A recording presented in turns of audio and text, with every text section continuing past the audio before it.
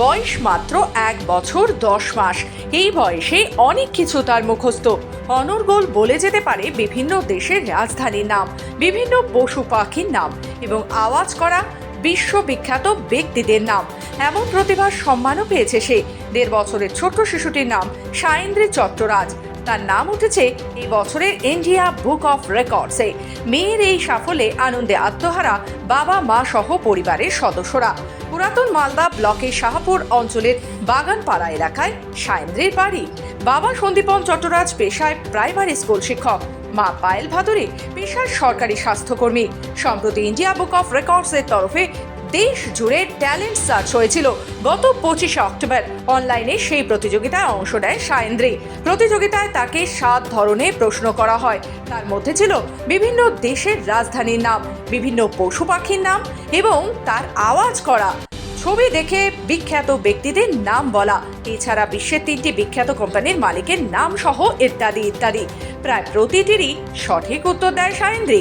গত মাসে সন্দীপন বাবুকে ইন্ডিয়া বুক অফ রেকর্ডসের তরফে জানানো হয় তার মেয়ে প্রতিযোগিতায় সফল হয়েছে। তার নাম ইন্ডিয়া বুক অফ রেকর্ডসে উঠেছে। ইতিমধ্যে পার্সেলের মাধ্যমে নিজের পুরস্কারও পেয়ে গেছে সায়েন্দ্রী।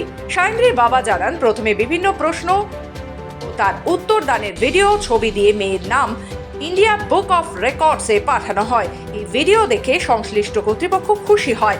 এরপর তারা আবার মেয়ের পরীক্ষা নেয় ও কি পারে তা জানতে ফের পরীক্ষা নেওয়া হয়। সেই পরীক্ষায় মেয়ে উত্তীর্ণ হয়ে যায় এবং 15 দিন পর মেয়ে তার উপহার, মেডেল সব কিছু পেয়েছে।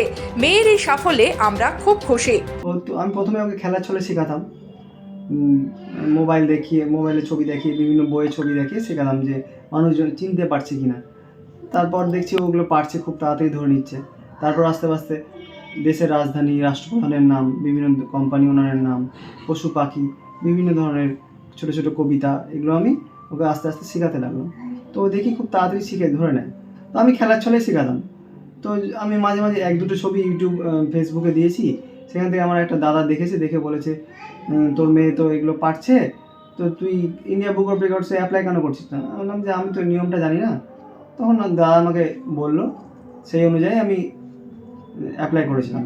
আমি জানতামও না যে ও এরকম এত হয়ে যাবে, আস্তে আস্তে আরও ভালো, আরও বেশি এতদূর চলে যাবে। ঠাকুমা সুতপা চট্টরাজও নাতনির এমন সাফল্যে বেজায় খুশি। নাতনির এই সম্মাননা পাওয়ায় তিনি গর্ববোধ করেন। আমরা তো ভাবতেই পারিনি, ওকে আমরা বাড়িতে ওর মা বাবা দুজনেই চলে যায়, আর আমার কাছেই বেশি থাকে। আমার কাছ থেকেই যা কিছু হয়তো একটু শিখে, ওর বাবা যেগুলো শেখায় সেগুলো আমি একটু 2-1 বলি। সেগুলো সব স্মরণ শক্তিটা ভীষণ ওর। এটা থেকে বুঝতে পারছি যে ও হয়তো একটা কিছু হতে পারে, এরকম মনোভাব আমাদের। হ্যাঁ, কিন্তু ভাবতে পারিনি যে এইভাবে ও ইন্ডিয়া বুক অফ রেকর্ডের নাম উঠে যাবে ওর। মালদা থেকে নিজস্ব প্রতিনিধি রিপোর্ট, খবর বাংলা।